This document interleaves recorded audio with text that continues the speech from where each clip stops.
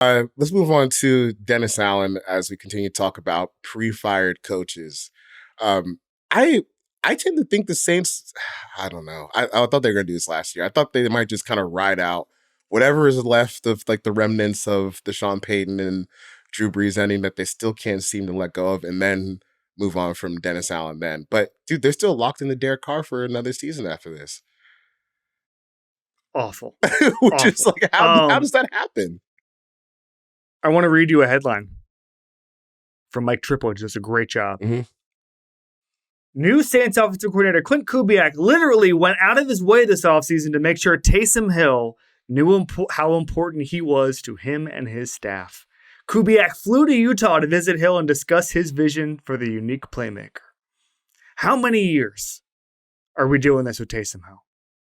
How many years? How many staffs? How many different quarterbacks are we doing this with Taysom Hill? This is really something else. I would have fired Dennis Allen after the Jameis Winston thing.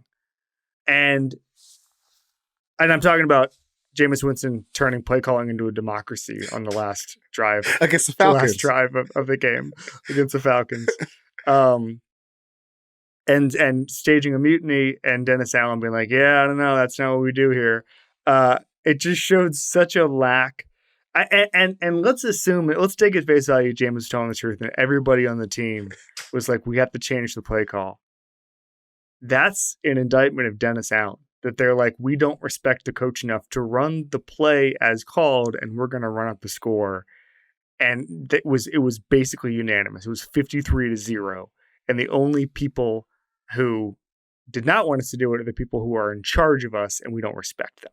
I would have respectfully moved on from Dennis Allen at that moment.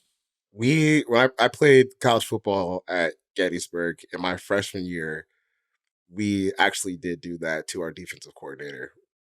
We were getting mashed against the run, and he just kept sitting back in cover too. So at one point, one of our senior defensive linemen was like, dude, no, we're blitzing, we're done listening to that. And at that point, our season was over, because like it was really hard to come back from that. Just organizationally, like we straight up told you we're not running the play that you asked us to run in the huddle, and it was really hard to come back from that. Just the whole shell of respect had been shattered. But we did end up having a much better performance once we started calling our own plays, which, maybe the Saints should try doing that this upcoming season. It can't be that much worse than what they did last year. Did Gettysburg College move on from the DC? A year after that, yeah. A little foreshadowing for DA. They're going to fire Dennis Allen after he loses to Sean Payton on Thursday Night Football. It's time. But I also, for the Saints, I would ask them, like, what's next? Because you're still in this cap hell scenario because you keep kicking the can down the road. And I understand partially they have to do that just so they can become cap compliant every year. Like, they have to do some of these restructures. But man, you think at some point you just rip the Band-Aid off, go, 3-14 if that's what it is, and then actually have a chance to build something for the future. It just seems like they're waddling around for no reason. I completely agree. I think the Carr contract is the second worst in football after Deshaun Watson. Yeah, I think that's just fair. When you look at the lack of flexibility it gave them, the fact that we just knew, like, I just don't.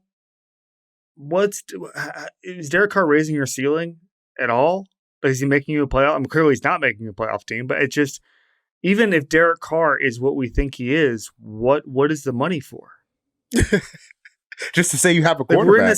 That's what it feels like. Just to say you have a quarterback. And I don't know. I'd rather, but you get that phenomenon if you just draft a random guy in the first round.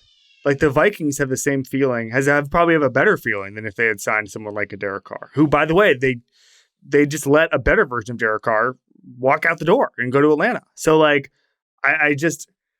it was truly baffling what kind of market there is for just a guy.